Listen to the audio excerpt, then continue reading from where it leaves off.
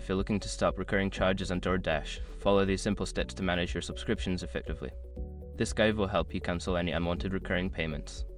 Step 1. Open the DoorDash app. Launch the DoorDash app on your mobile device.